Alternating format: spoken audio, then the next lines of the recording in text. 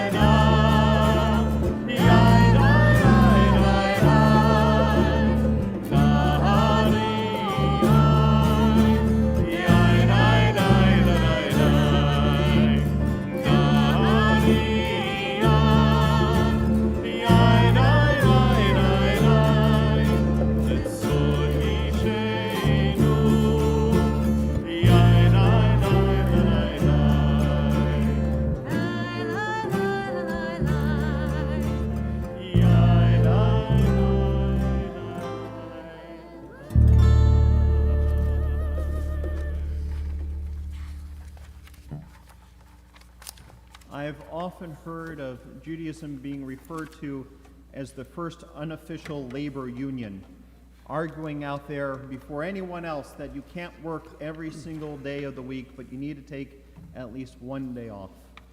And I know we're all at that point in the year where we could use a little time off, use a little rejuvenation, that our cups are starting to feel a little empty, either because we're watching the politics or we're watching the news or all these things are happening in the world around us, and it can sometimes make us feel depleted. But we need to have full souls in order to engage with the world in sacred ways, to help make this world a reflection of the world we wish to see around us. We can only do that if we embrace the power of Shabbat. So let's take a moment now to breathe out all the things that are weighting us down. to breathe out all the things that we know we can't do anything about until Monday. They don't exist anymore. Let us let all of that go so we can join together for Shabbat rest, for Shabbat peace, and for Shabbat joy.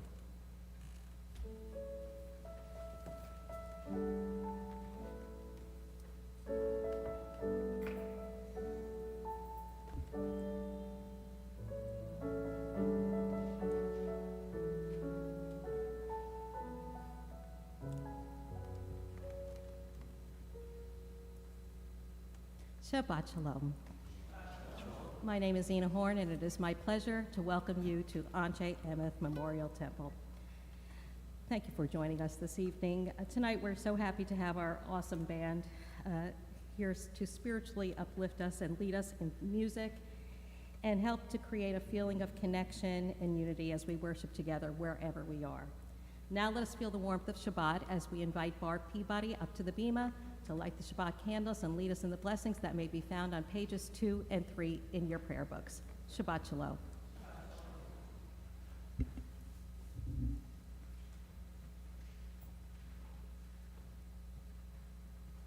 As these Shabbat candles give light to all who behold them, so may we, by our lives, give light to all who behold us. As their brightness reminds us of the generations of Israel who have kindled light, so may we, in our own day, be among those who kindle light.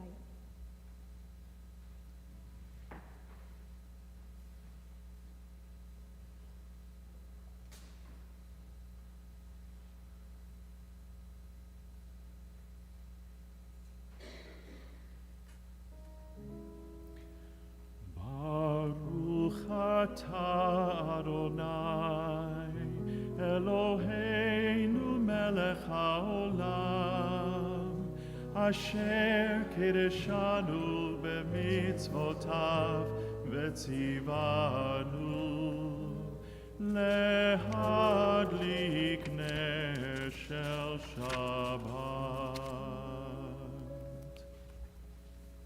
We continue with the Chadodi on pages 20 and 21.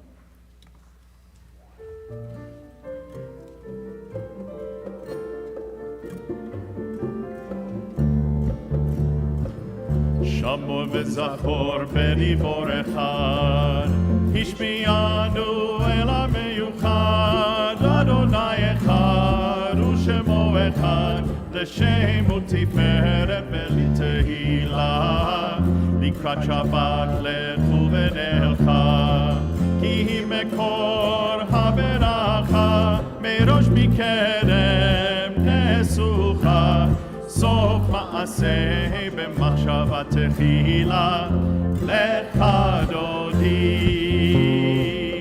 לקראת קהלה פני שבת נקבלה לך דודי לקראת קהלה פני שבת נקבלה לך דודי לקראת קהלה מקדש מלך עיר מלוכה, ומצאים מתוך ההפכה, רב נחשבת בעמק הבכה, והוא יחמול עלייך חמלה, יתארי מעפר קומי, לבשי בגדי תפארתך עמי, על יד בן ישי בית הלחמי, קורבה אל נפשי גאלה, לך דודי לקראת קהלה, פני שבת נקבלה, לך דודי לקראת קהלה, פני שבת נקבלה, לך דודי לקראת קהלה. התעוררי, התעוררי, כי באורק קומי אורי, אורי אורי, שיר דברי, כבוד אדוני עלייך נגלה. לך דודי לקראת קהלה, פני שבת נקבלה, kala, pene Shabbat nekabela, lo tevoshi velo tikalmi, ma tishtochachi, u'ma temi bach yechesu, ani v'nivneta irati la, lech kadodi likrat kala, pene Shabbat nekabela, lech kadodi likrat kala, pene Shabbat nekabela, vehayu limshi sa shosai verachaku, kom evalai yassi salai, Elohai kipsos atan akala, lech kadodi likrat kala, pene Shabbat nekabela, lech kadodi likrat kala, pene Shabbat nekabela, yaminus molti prozi vet Adonai, ta'aritzi al yad ish, ben parzi v'nismecha v'nagila, lech kadodi likrat kala, pene Shabbat nekabela, lech kadodi likrat kala, Rise in either body or spirit.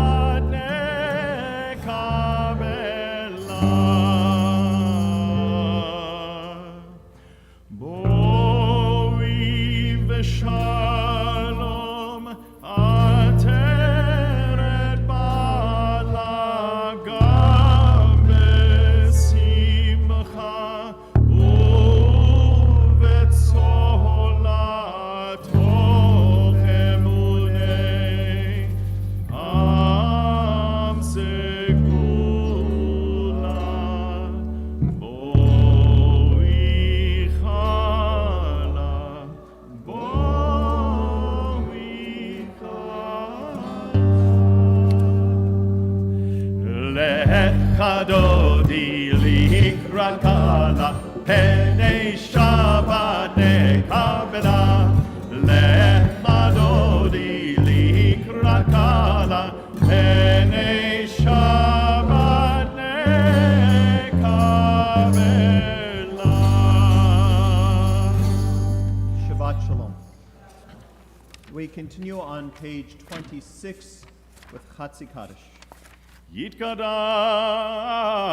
veyitkadash shemei Rabbah. Amen. Be'alma divrach hirutei be'amlich malchutei, b'chayechon uvyomechon u'b'chayer kol beit Yisrael, bagala u'bizman kariv imru. Amen. Yehi shmei Rabba mevorach, le'alam ulal me'al maya. Yitbarach ve'yishtabach v'yitpa'ar v'yitromam ve'yitnasei ve'yitadar ve'yit'ale ve'yithalal shemei dekurusha brichu le'ila min kol birchata ve'shirata tush bechata v'nechemata da'amiran be'alma v'imru. Amen. We rise now in either body or spirit for the Baruch Hu on page 28.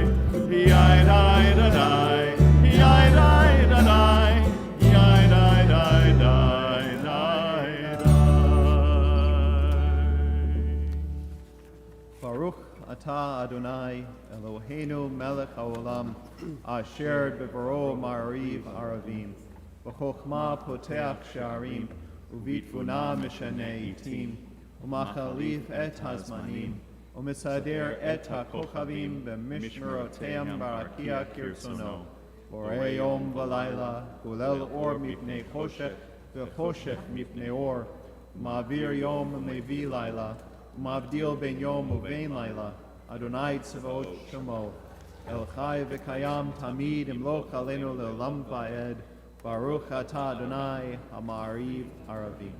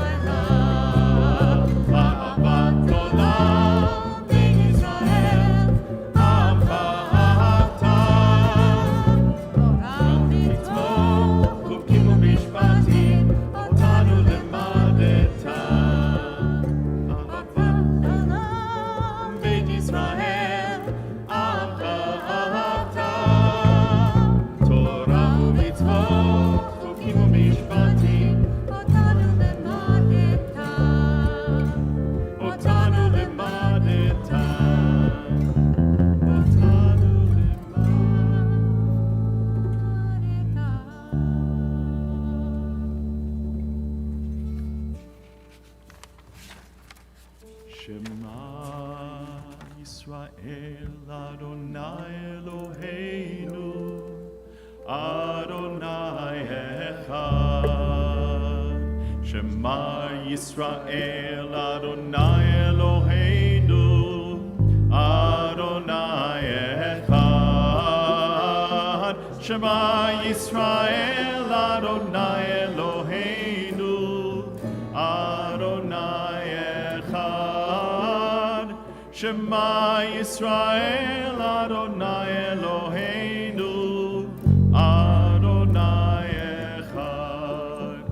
Baruch Shem Kevod Malchuto Le'olam Va'ed. Baruch Shem Kevod Malchuto Le'olam Va'ed. Shema Yisrael Adonai Eloheinu Adonai Echad. Shema Yisrael Adonai Eloheinu Adonai Echad. Please be seated. ואהבת את אדוני אלוהיך בכל לבבך ובכל נפשך ובכל מאודיך.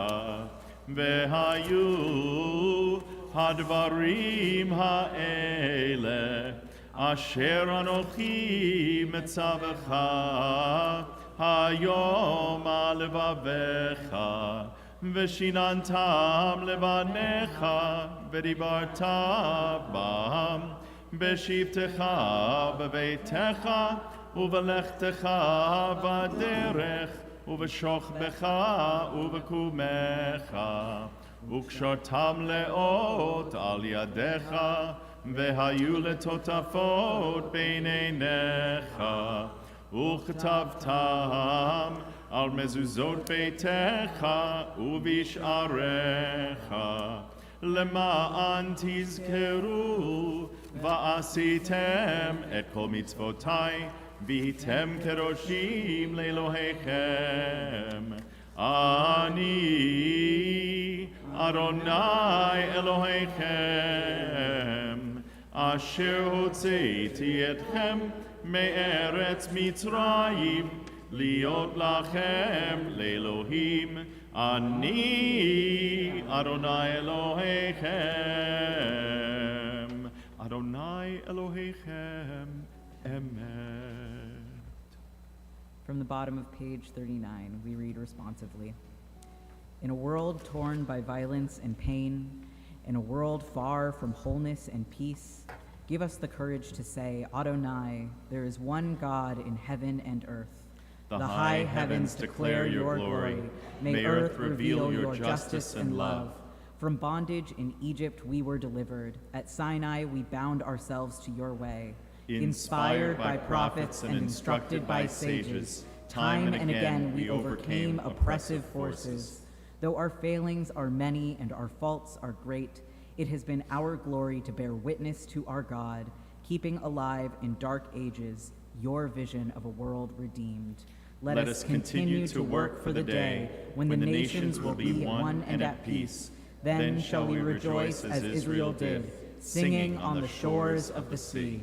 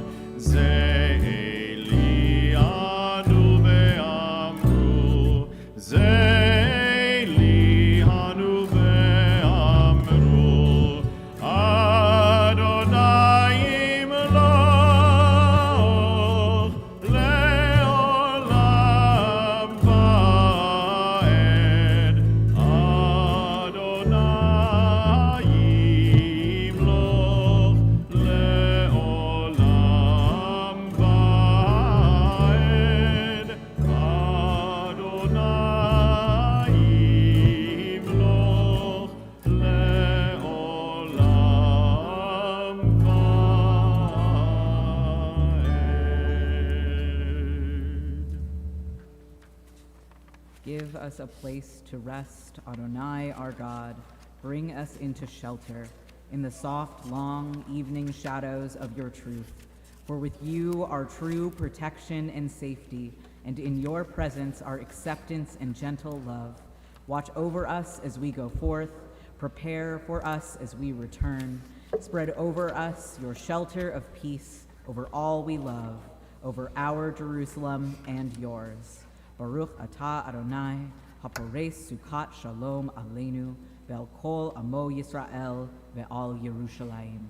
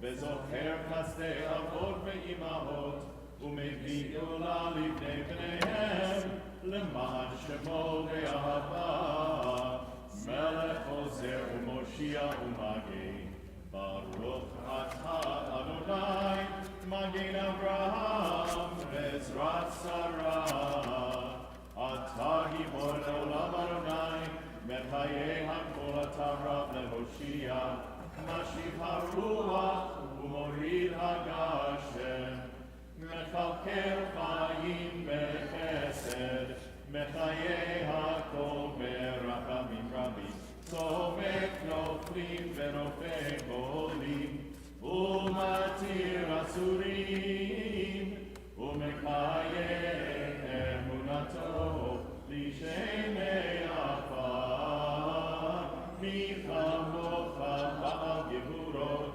ומדומה לה מלך מגיד ומחיה ומצמיח ישועה ונאמן אתה להחיות הכל ברוך אתה אדוני מחיי הכל אתה קדוש ושמך קדוש וקדושים בכל יום יהללוך בסלע ברוך אתה אדוני האל הקדוש. We continue with silent prayer through page 63, adding the words and meditations of our hearts, after which you may be seated.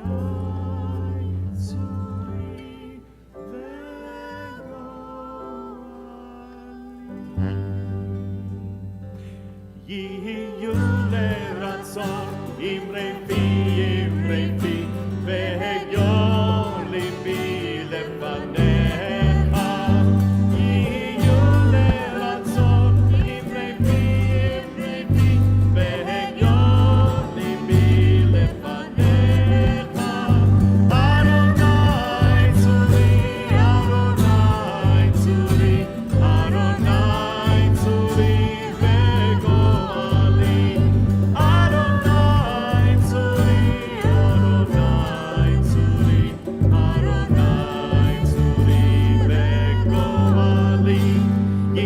יהיו לרצון אמרי פי והגיון ליבי לפניך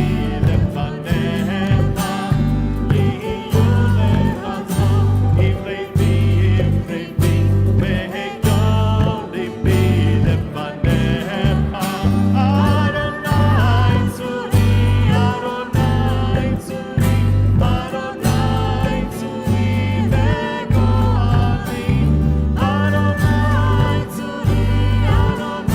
צורי וגואלי אדוני צורי וגואלי.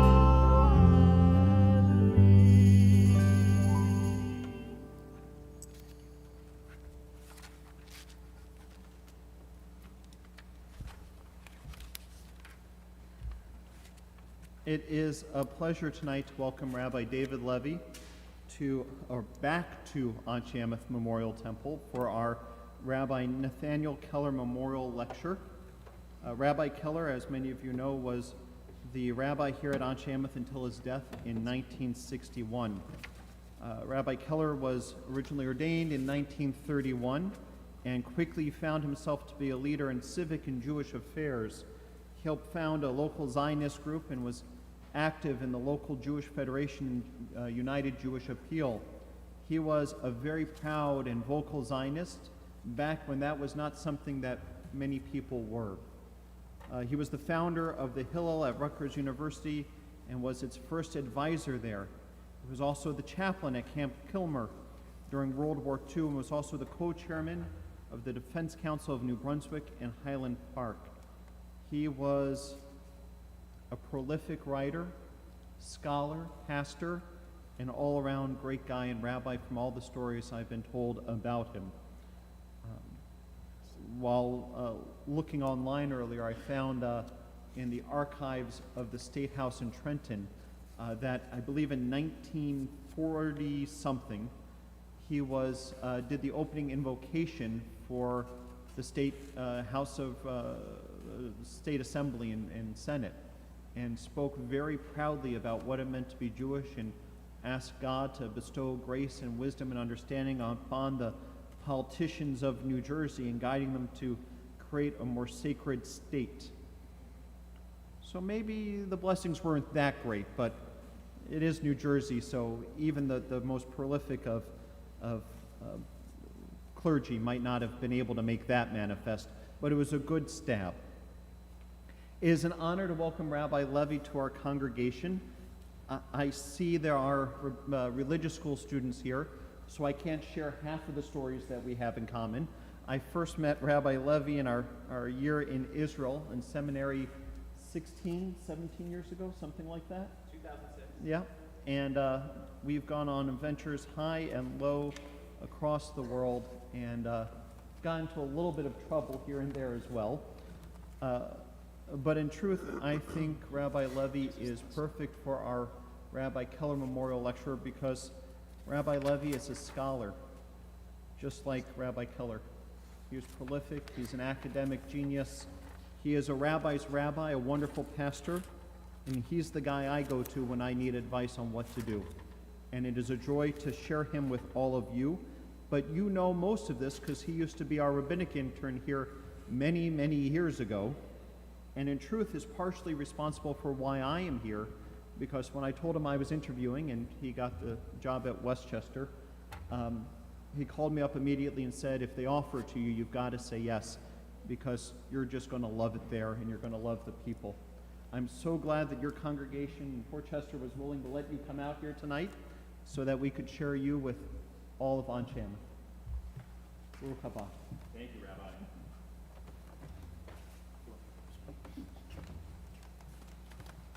Shabbat Shalom. I was told that there are a bunch of people joining us via the live web stream. I also encourage my congregation to join us, so they have a little bit more company. Moses was tired. 120 years of life is hard for anyone. Yet, as he stood there and looked out at the people of Israel, he had hope for the future. Hope that this ragtag group of Israelites would turn into a nation. Like a proud parent, he looked at them and he said, "This day I call upon the heaven and the earth as witnesses that I have warned you. I have set before you life and death, the blessing and the curse.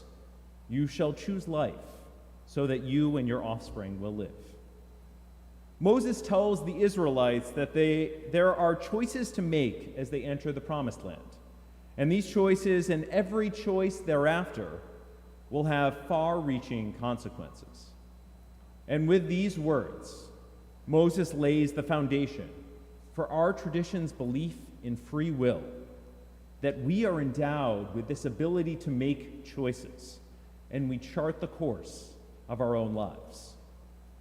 But as we know, there may be only 2 Jews in the room, but there will be at least 3 opinions. So keeping in mind Moses on the one hand, let's consider the story of Joseph on the other. The Joseph story begins this week in Vayeshev and will conclude weeks from now at the end of the book of Genesis. Consider how Joseph and his brothers act throughout our Parsha, how he dons his multicolored coat, dreams his dreams that eventually come true, and how he taunts his brothers. How his brothers threw him into a pit and sold him as a slave. All the while, Joseph articulates an entirely different belief system in contrast to Moses, which he states quite clearly when he was finally reunited with his brothers later on in our text. "I am your brother Joseph," he says, "whom you sold into Egypt. And now do not be distressed and do not be angry with yourselves for selling me here, because it was in order to save lives that God sent me ahead of you. For 2 years now there have been famine in the land, and for the next 5 years there will be not any plowing or reaping. So then it was not you who sent me here, but God. God made me father to Pharaoh himself, lord of his entire household, and ruler of all Egypt." In each part of the Joseph story, Joseph attributes his deliverance not to his own actions, not to his smart decision-making or innate talents, or even to luck, but to God, to a higher power, an angel on his shoulder, divine providence, whatever you want to call it. Joseph and his actions, according to him, matter only as a part of the grand tapestry of time that God is weaving. So there's Moses on the one hand, Joseph on the other, free will and providence. With these dueling ideals in our tradition, we are left with the question, do we matter? Do our actions matter? When walking into this holy sanctuary this evening or joining us via our live stream, did we enter believing we chart our own destiny? Or did we assume that the course is already determined, planned toward a certain fate? Are we driving the car, so to speak, or riding in a train car along fixed rails?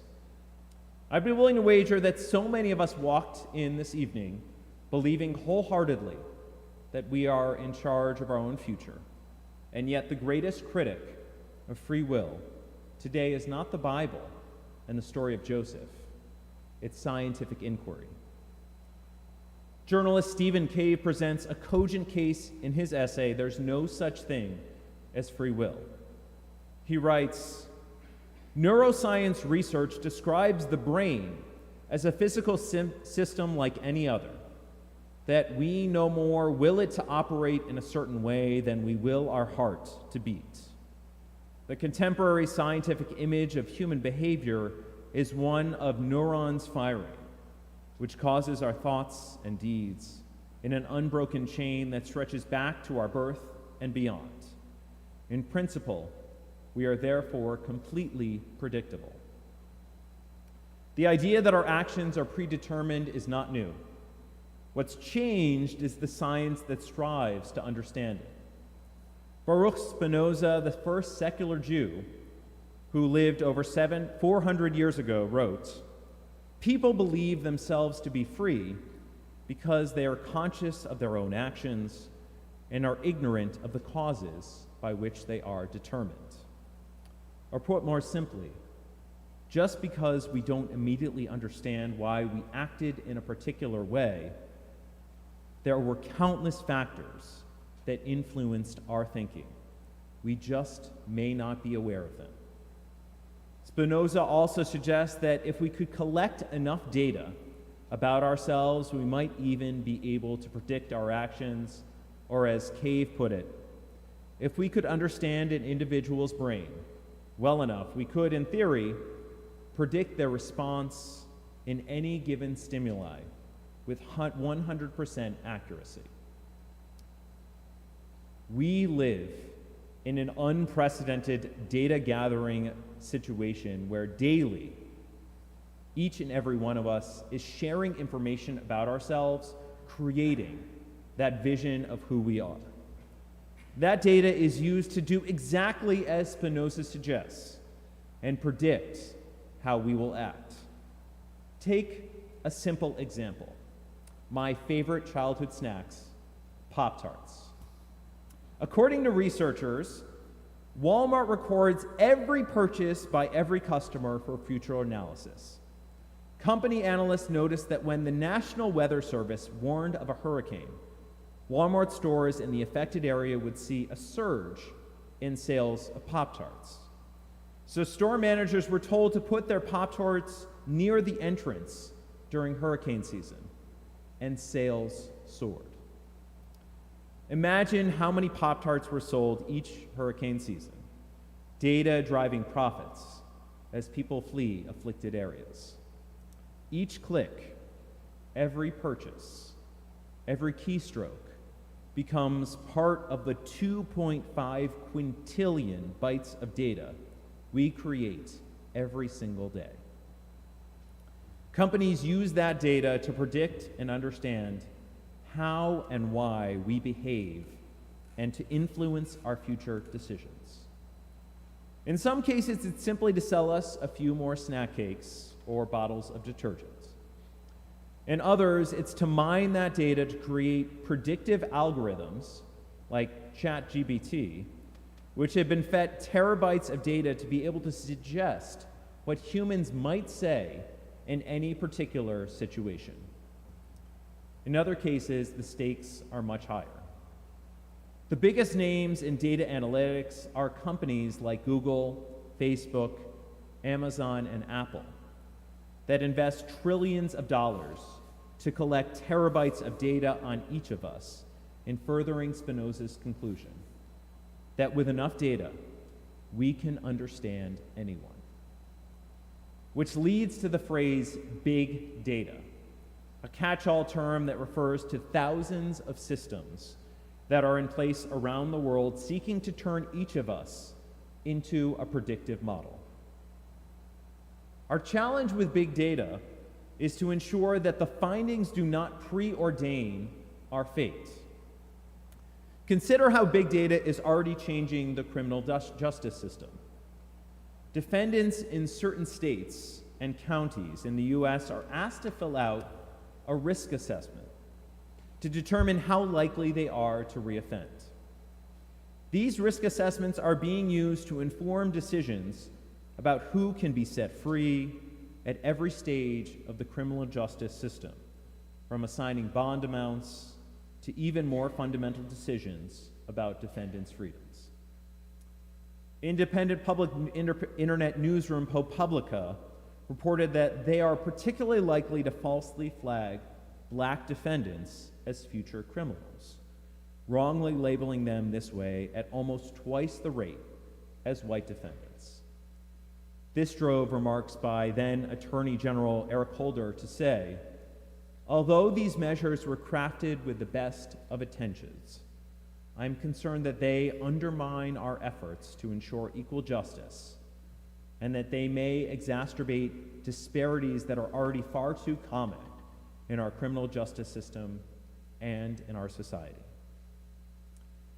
There's minor harm done when companies can analyze potential buyers to sell more Pop-Tarts. But I find it terrifying and far more problematic that governments are using predictive data to extend or shorten someone's jail sentence. The authors of the book Big Data note that algorithms will predict the likelihood that one will get a heart attack, default on a mortgage, or commit a crime. It leads to an ethical consideration of the role of free will versus the dictatorship of data. How do we deal with that ethical dilemma? What is the role of free will? If we are nothing but synapses easily analyzed by algorithms, why in the world do we offer our prayers? Are we just fixed threads or immovable strands in the grand tapestry of time? At the end of the day, we need to have faith. Because if we believe our actions matter, they actually do. That may sound like circular logic, but bear with me.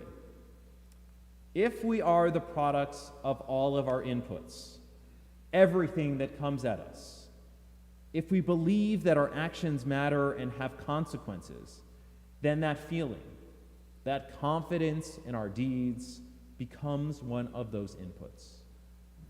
This is best illustrated by Dr. Kathleen Vose and Dr. Jonathan Schooler, who began a series of experiments to see what would happen if people didn't believe they had free will.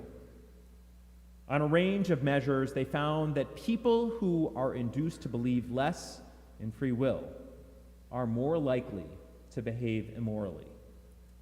So when we believe our choices matter, they do. Yet how do we arrive at that belief? In the words of Socrates, know thyself. The ancient sages recognized that each of us is born with natural strengths that can defy even the fate assigned to us by the stars. The Babylonian Talmud, drawing on the popular astrology of the time, says, "The person who is born under Mars will be a shedder of blood." But rather than define this narrowly, Rabbi Ashi interpreted this to mean this person could be a surgeon or a thief, a ritual slaughterer or a circumciser. Each of us is born with certain gifts and predilections. Whether they're charted by the stars, I cannot tell you. But how we choose to use those gifts, that is the important detail. I remember the first time that I tried meditation. To try to sit, to notice what was going on around me without reacting to it. To ignore the impulse to focus on any particular thought, but just to allow my thoughts to float by. To resist the urge to respond, but instead to notice with boundless curiosity the world around me. Mindful meditation is one way to ensure that we make choices and we don't simply act on impulse, that we create our own destiny and not resign ourselves to our fate. You know that feeling you get when you're driving and you feel the buzz of a text that you just want to read? Or that sensation when a plate of cookies is wafting its delicious aroma in front of you and you just want one more cookie, even if you've already had 5? Or the countless triggers we all have that push us to act reflexively. What would happen if instead of responding to that impulse, we paused, recognized it, and then allowed our curiosity to bloom?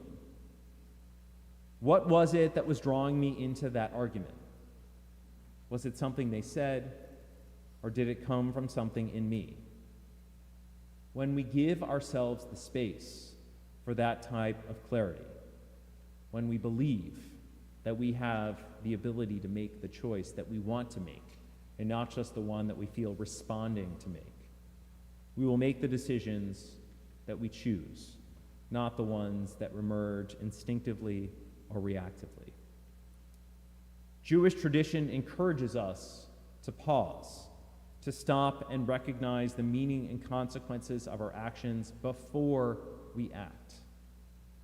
Everything we do, eating an apple, seeing a rainbow, visiting an old friend, even acknowledging that a loved one has died, comes with a matching blessing from our tradition.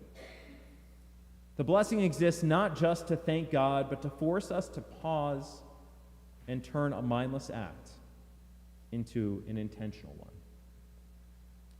Take a moment to consider what we've chosen to do tonight. We're right here, right now. In the very act of choosing to worship with us, you are defying inertia, challenging fate, refusing to accept that your destiny is already set, and there's nothing you can do about it. So why bother anyway? Instead, you have decided that you need a spiritual tune-up, along with the rest of the Jewish people here on Shabbat.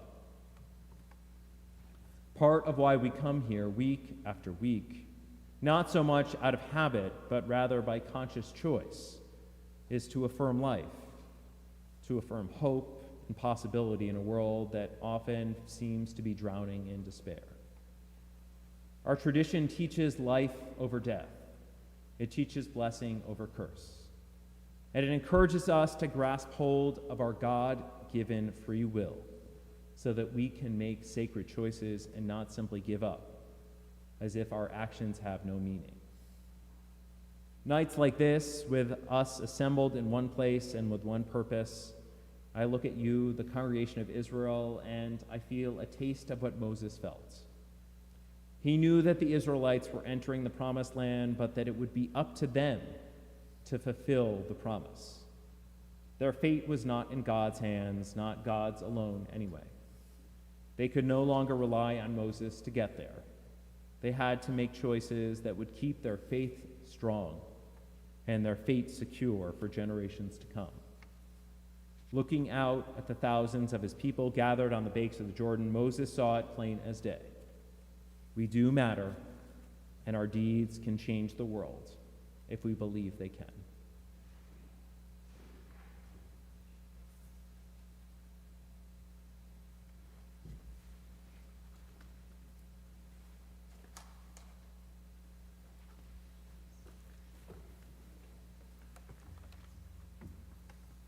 If you would like to follow along with the sermon anthem, it is found on page 348, Ani Ve'ata.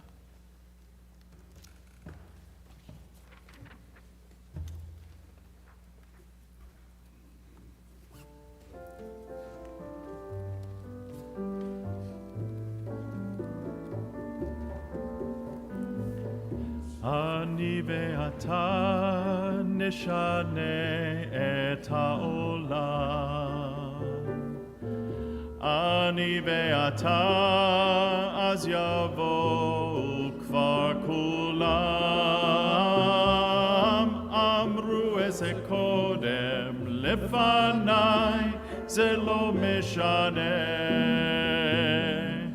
Ani ve'ata nishane et ha'olam.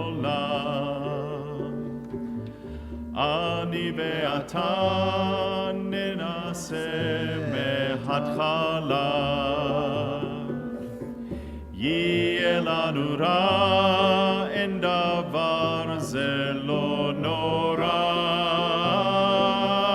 Amru eze kodem lefanai ze lo meshane.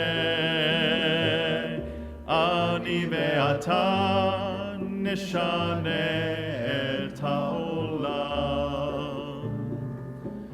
Ani ve'ata nishane et ha'olam. Ani ve'ata az yavo kvar kulam. נעשה קודם לפניי, זה לא משנה. אני ואתה נשנה את העולם. אני ואתה נשנה את העולם. אני ואתה נשנה את העולם.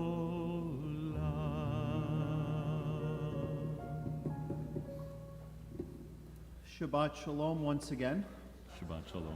A big Yasher Koach and thank you to Rabbi Levy, and a thank you to his congregation, Shir Ami in Greenwich, Connecticut, for allowing us to have him for the weekend. And for those of you who are joining from Shir Ami, it is a joy to have you with us. Just a few announcements before we conclude our service. There's really nothing happening this weekend, right? Nothing. Nothing happening at all. Except for the big winter concert, Hanukkah dinner, and menorah lighting that we have for the first night of Hanukkah. So our big Hanukkah lighting is not going to be on the Shabbat of Hanukkah this year, but as a new tradition, we're doing it on the first night of Hanukkah when we have our Hanukkah concert, which is our first annual Hanukkah concert, which implies there's going to be a second one too. Correct. So it's going to be this Sunday. Everything starts at 4, unless you are singing in one of the various choirs, in which case you know what time you need to be here. I'm The looking night at you before. guys. In the back row, I see you guys. But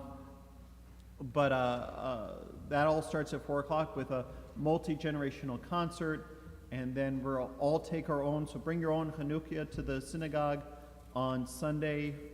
After we have the concert here, we'll go into Reitman Hall. We'll have our candle lighting ceremony, and then we're going to have a wonderful dinner by Team B'tei Avon.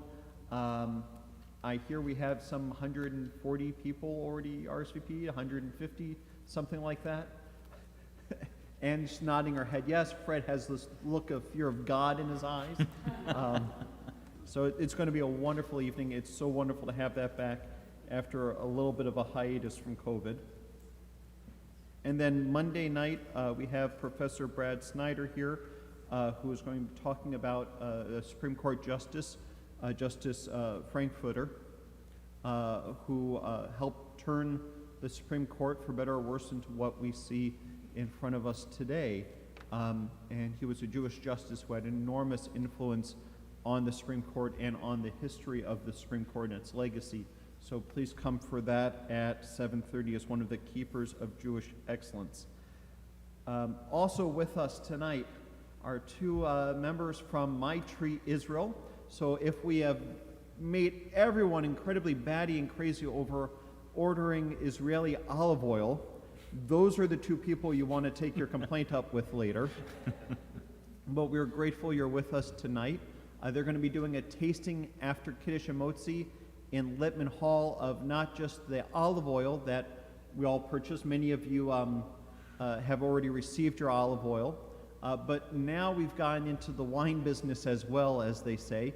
So I believe there's going to be a wine tasting as well if you're interested. So come and join. If you're online, I can only make hybrid work so far. So you'll have to imagine the wine and the olive oil. But you can, I think, go online and after Shabbos and start ordering wine, right, for Pesach?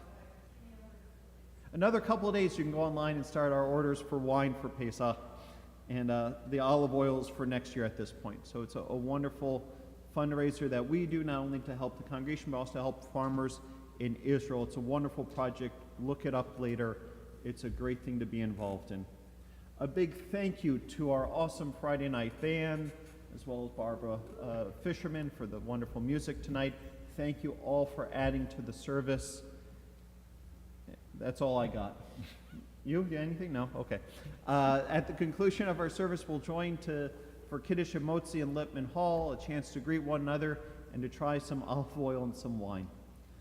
So, Shabbat Shalom again. Shabbat Shalom. On this Shabbat Eve, as we join together as one congregation to celebrate creation, the joy of life and living, We turn our thoughts to those who, in our community, for whom life has become precarious because of health or hospitalization. O God of healing, in our hearts we name those who are facing illness and pain. We join our prayers together with the prayers of those who love them. Give them renewed comfort and courage. Strengthen in them the healing powers you place within us all, and guide the hands and hearts of those who are entrusted with their care. May the knowledge of your love and ours give added hope to them and their families, and may they find even greater strength because our prayers are linked to theirs. Mishaberach Avotenu v'Imotenu hu yivarech et hacholim, ufuat nefesh ufuat guf, hashta'ab ga'alav zman karif v'nomar. Amen. May the one who blessed our ancestors bless those in need of healing. May God swiftly send them a complete renewal of body and spirit as together we say, Amen.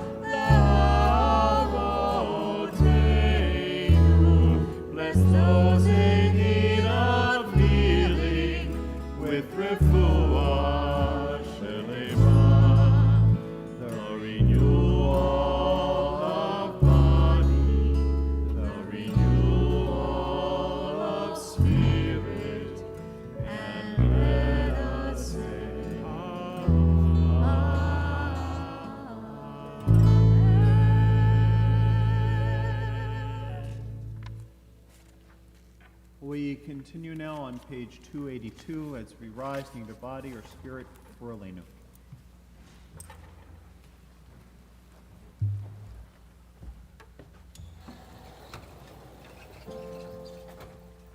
עלינו לשבח לאדון הכל, לתת גדולה ליוצר בראשית, שלא עשנו כגויי הארצות, ולא שמנו כמשפחות האדמה, שלא שם חלקנו כהם, וגורלנו ככל המונם. ואנחנו קוראים ומשתחווים ומודים לפני מלך מלכי המלכים הקדוש ברוך הוא.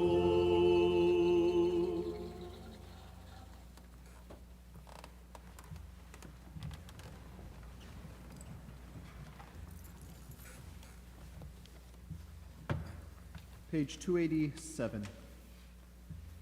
May we gain wisdom in our lives, overflowing like a river with understanding. Love each of us for the peace we bring to others. May our deeds exceed our speech, and may we never lift up our hand but to conquer fear and doubt and despair. Rise up like the sun, O God, over all humanity. Cause light to go forth over all the lands between the seas, and light up the universe with the joy of wholeness, of freedom, and of peace. ונאמר והיה אדוני למלך על כל הארץ ביום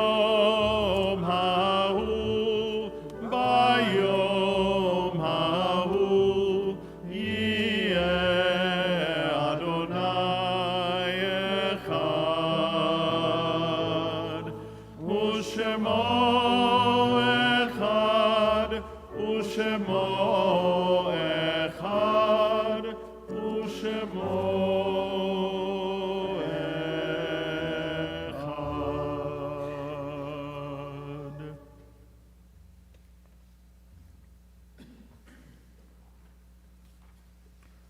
Yesh kokavim shoram magia artsa. There are stars up above so far away, we only see their light long, long after the star itself is gone. And so it is with people that we love. Their memories keep shining ever brightly, though their time with us is done. But the stars that light up the darkest night, these are the lights that guide us. As we live our days, these are the ways we remember.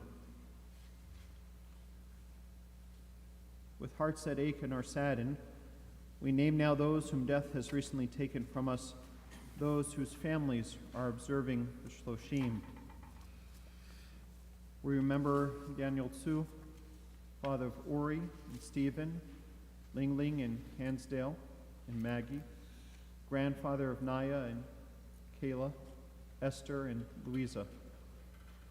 And we remember Dr. Joel Goldsmith, companion of Sarah Wasserman, father of Michelle and Jonathan, and brother-in-law of Lanny and Lee. And on this Shabbat, we also recall those dear ones who died at this season in years past, and whose names we record with love in our service booklet this evening. Their names are forever bound to our hearts and are permanently inscribed throughout our building. If you are joining us tonight online to say Kaddish for a loved one, I invite you to say their names either aloud at home or type their names into the chat so that we can lift up the names of your loved ones together with you. And if you're here in person to say Kaddish for a loved one, I invite you to say their names as I look around the sanctuary.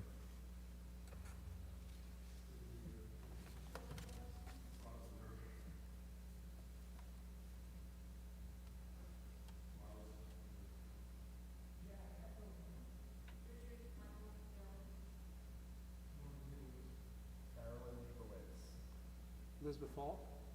Esther Katz.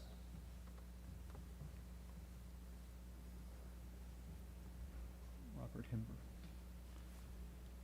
Zikranam livracha. May all their names and memories only be for a blessing. I invite all the mourners, if able, to rise for Kaddish Tom, Mourners Kaddish, on page 294.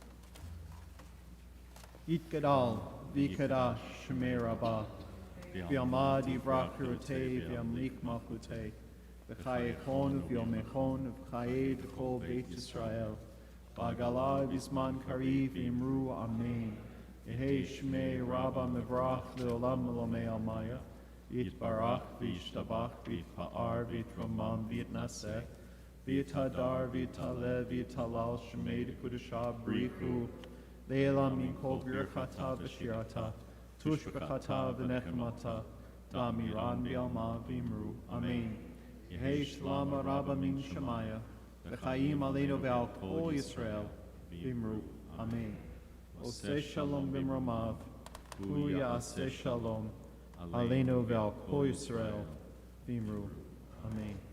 May the source of peace bestow peace to all who mourn, and may we be a source of comfort for all who are bereaved. As we say, amen.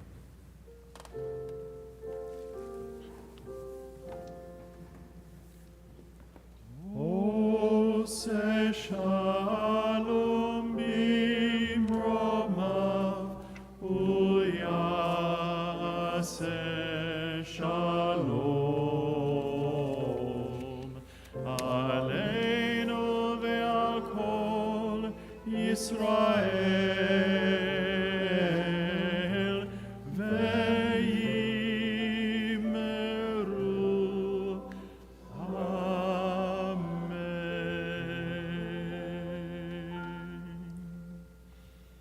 in anticipation of Chanukah, we close on page 364 with the singing of Mi Yimalel as we rise. Please rise.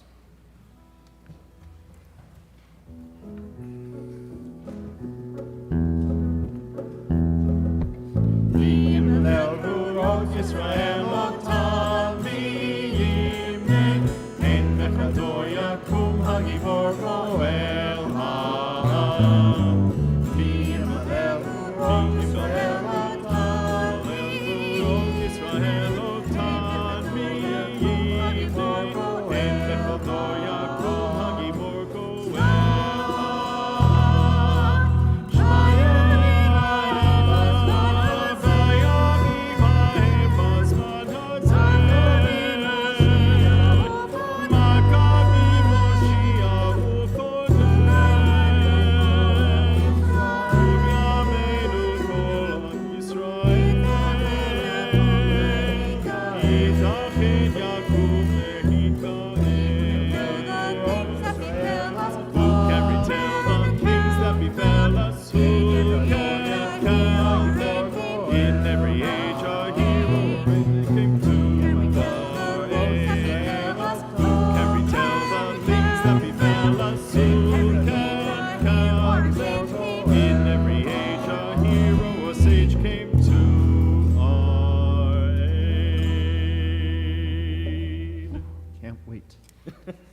May these hours of rest and renewal open our hearts to joy and our minds to truth.